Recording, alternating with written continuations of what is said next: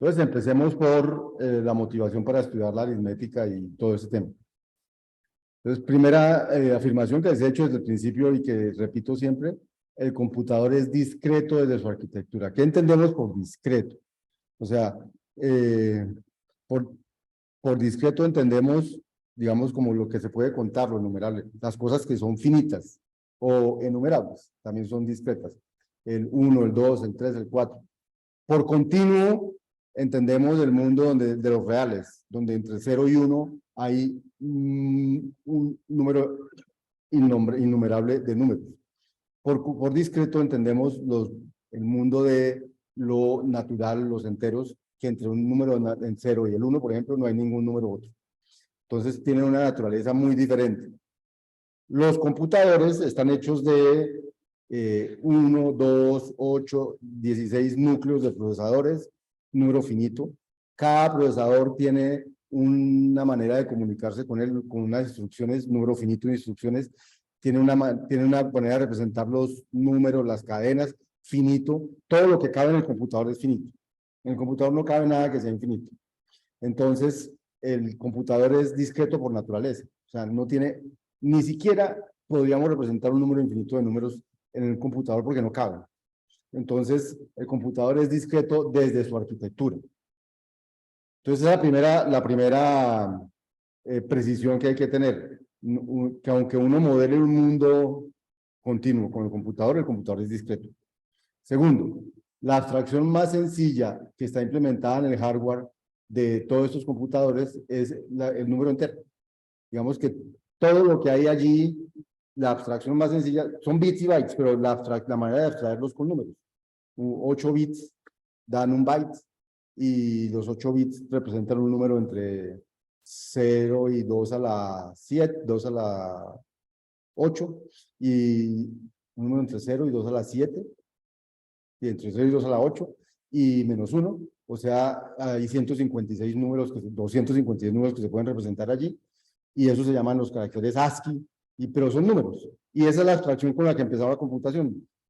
Todo lo que vean ahí son números, y son números enteros, en realidad son números naturales, un número entre 0 y 255, pero cuando quisieron ponerle signo, entonces dijeron, no, pues con un bit ponemos el más o el menos, entonces son números entre más o menos 128, porque ya le quitaron un bit para representar números naturales.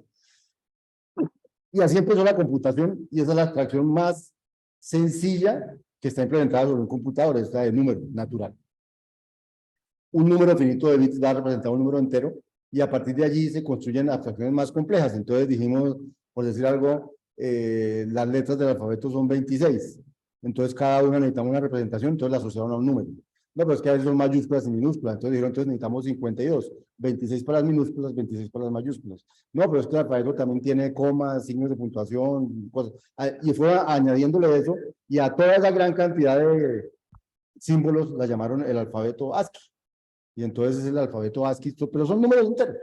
Todos son números enteros. Al final el 0 es uno de esos, el 1 es uno de esos, el 2 hasta el 256. A veces los han extendido, entonces son muchos más.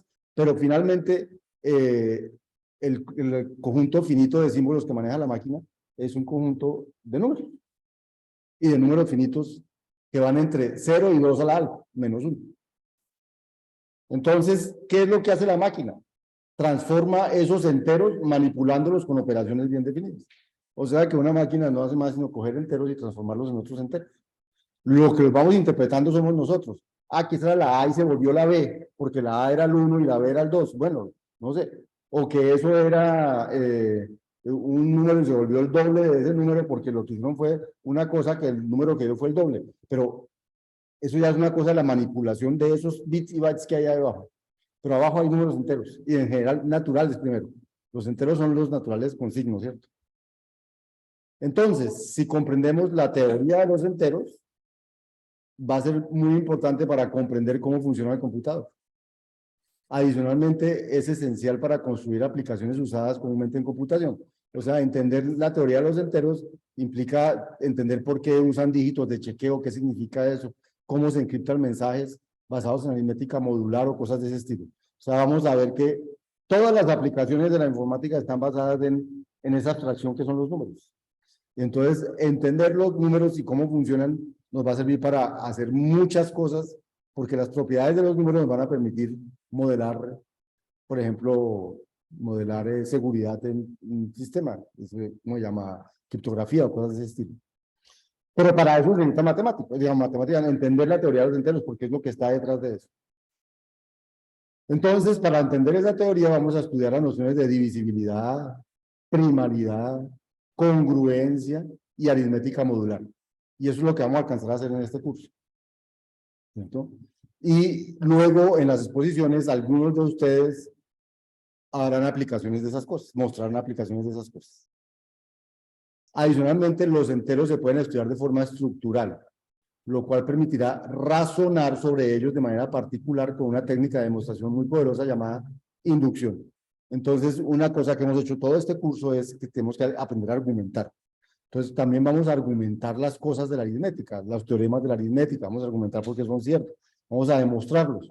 Y la técnica que viene por naturaleza, digamos, hilada con la aritmética, se llama la técnica de inducción matemática. Y eso es lo que haremos después del festivo.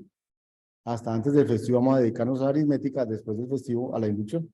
Y eso es lo que nos falta del curso. Y esa es la tercera gran idea. ¿Sí?